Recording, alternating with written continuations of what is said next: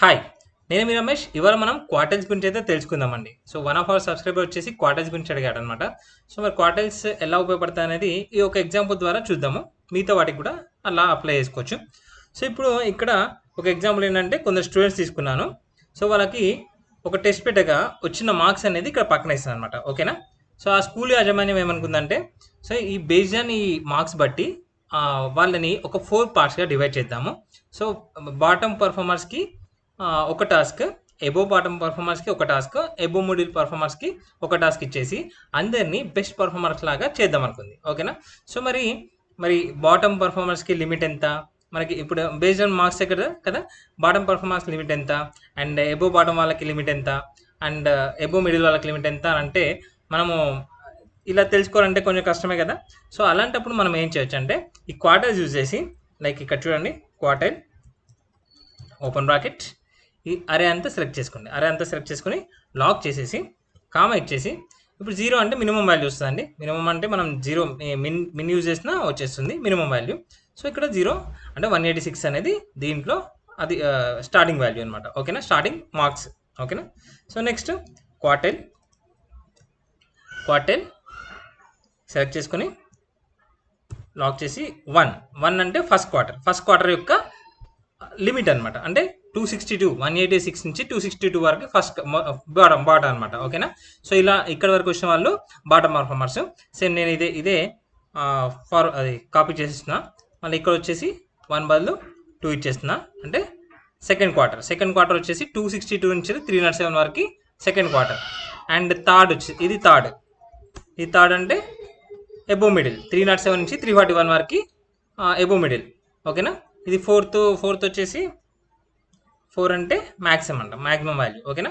Maximum value వచ్చేసి ఇది 461. అంటే ఇప్పుడు first quarter, second quarter, third quarter and fourth quarter, ఇలా 4 పార్ట్స్ లాగా డివైడ్ చేస్తాం అనమాట. ఓకేనా? సో ఇప్పుడు మనం ఏం చేయొచ్చు, దీనికి ఒక ఫార్ములా అప్లై చేసాం అనుకోండి, ఇఫ్స్ అని చెప్పేసి.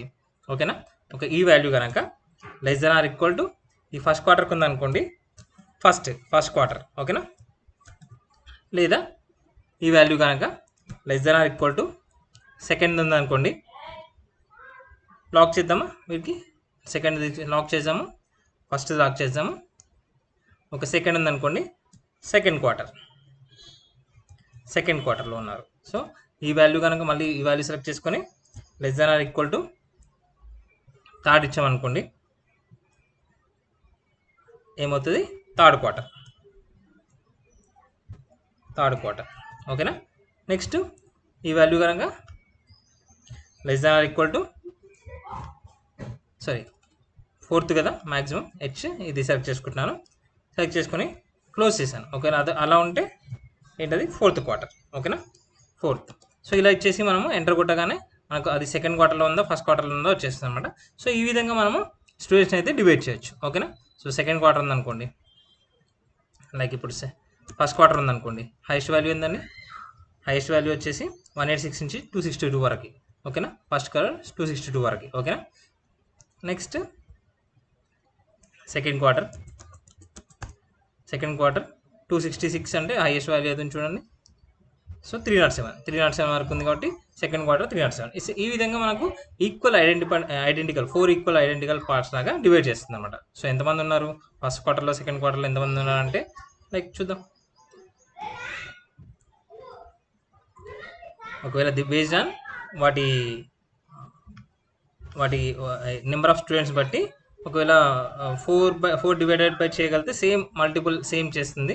ఒకవేళ 4 డివైడెడ్ బై కాకుంటే అప్పుడు నాకు వేరే వస్తుంది అన్నమాట డేటా.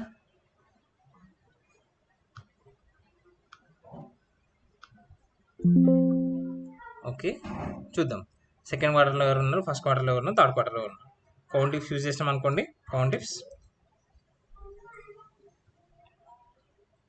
లాక్ చేయండి, కామా ఇచ్చేసి ఇది ఇచ్చేసేయండి. ఓకేనా? సో ఎంతమందిని? 7, 7, 7, 8. ఓకేనా? సో మొత్తం ఎంతమంది ఉన్నారు? 29 మెంబర్స్ ఉన్నారు కదా, చూడండి.